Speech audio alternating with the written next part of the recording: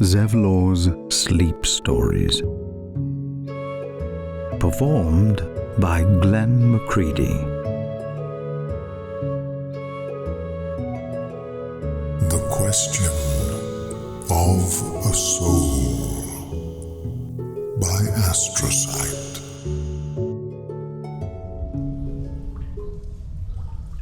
Sunchild, you were always a most peculiar little thing.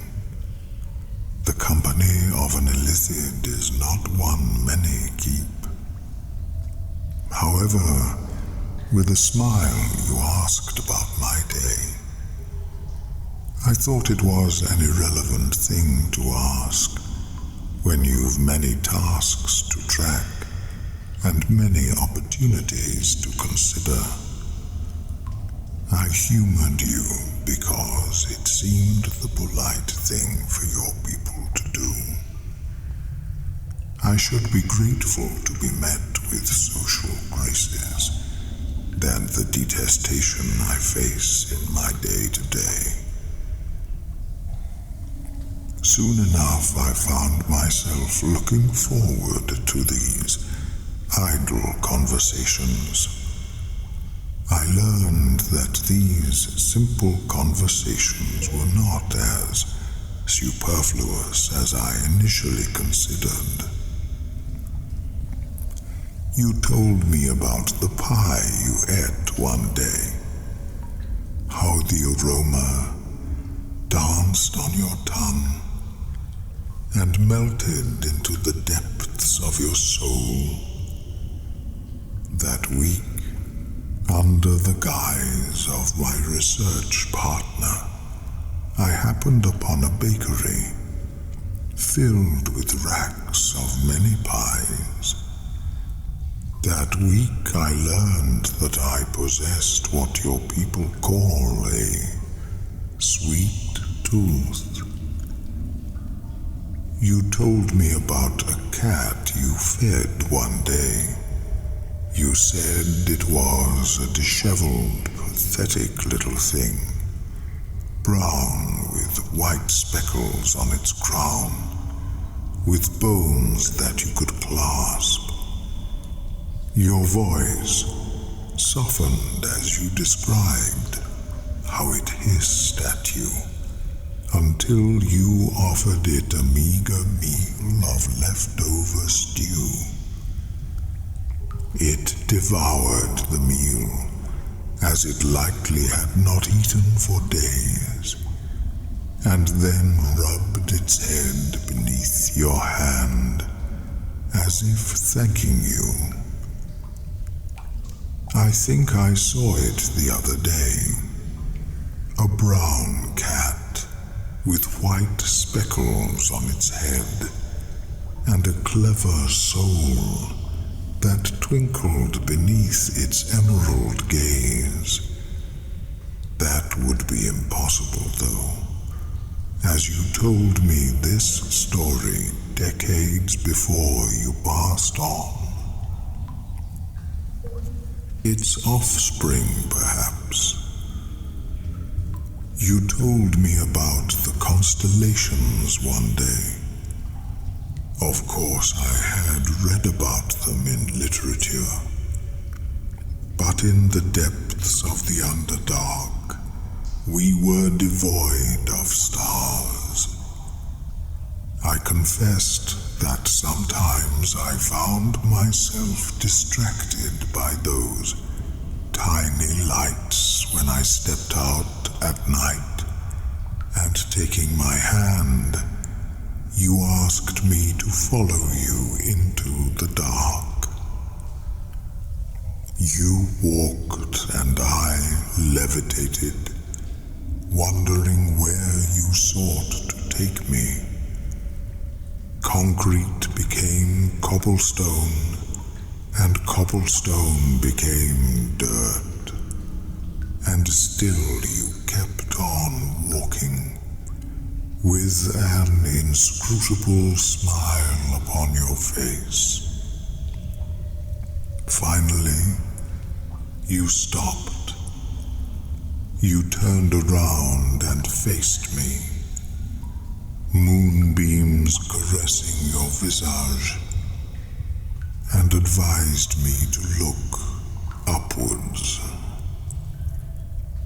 Thousands and thousands of stars stretched across a canvas of innumerable deep hues, a halo of white embracing the depths of the sky, a silent lullaby that tamed an unknowable abyss, scintilla of light that bore witness to the beginnings of time, and when one among them, the sun, birthed life. I am uncertain as to the length of time we stood beside each other before one of us spoke. We share this awe, and in this feeling, my psychic barriers melted. Of course you have a soul, you said. In truth, your voice startled me. It is usually difficult for your people to discern the expressions of mine, but your playful smirk indicated that you had learned me. The realization had caused a most strange feeling to stir within me, and that you noticed too. Beneath the protection of the stars, I confessed to you that, yes, for a moment, I briefly entertained the idea of an illithid possessing a soul, and then I reassured you. I acknowledged that it was just a silly, fleeting thought.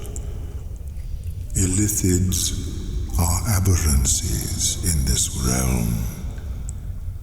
The individual that preceded our forms may have possessed souls, but mine has long since gone. Sunchild, even after you passed on, I distinctly remembered how vexed you appeared after my statement.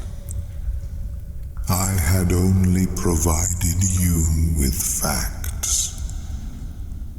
Perhaps it is startling for your people, as souls are inexorably linked to the fabric of your life. Likewise, for illithids, the opposite is true. We possess thoughts, yes, and though many reject the notion, emotions too. In fact, after you passed on, Sunchild, I was plagued with a great emptiness. I took a small break from my research and allowed myself to mourn in the best way I could. Unfortunately, the concept does not exist in illithid societies, so I found it rather difficult. Still, I was perplexed when the emptiness refused to completely fade, persisting, like an eternal ache. Thankfully, I endured. I sought the counsel of a wise one who recommended that I apply this energy into action that celebrated your life instead. Sometimes I ate pies and learned that I prefer the taste of peaches over apples.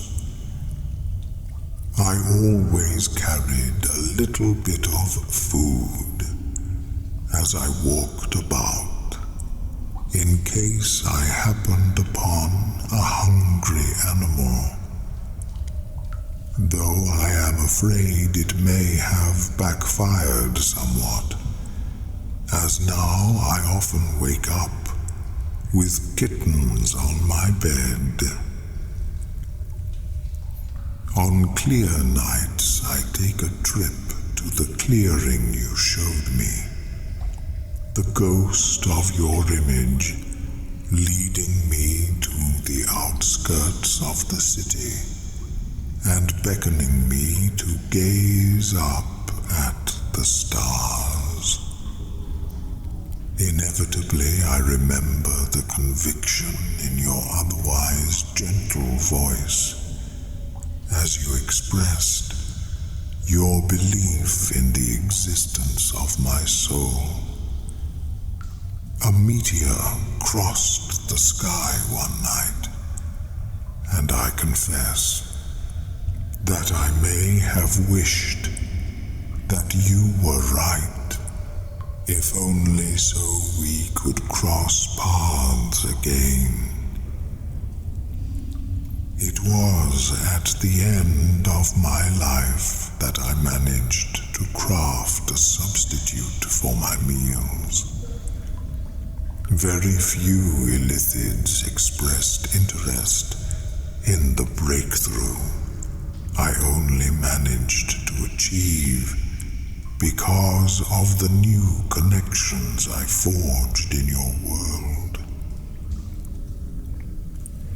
The vast majority who discovered this substitute considered it blasphemy against the grand design, an accusation I cannot deny.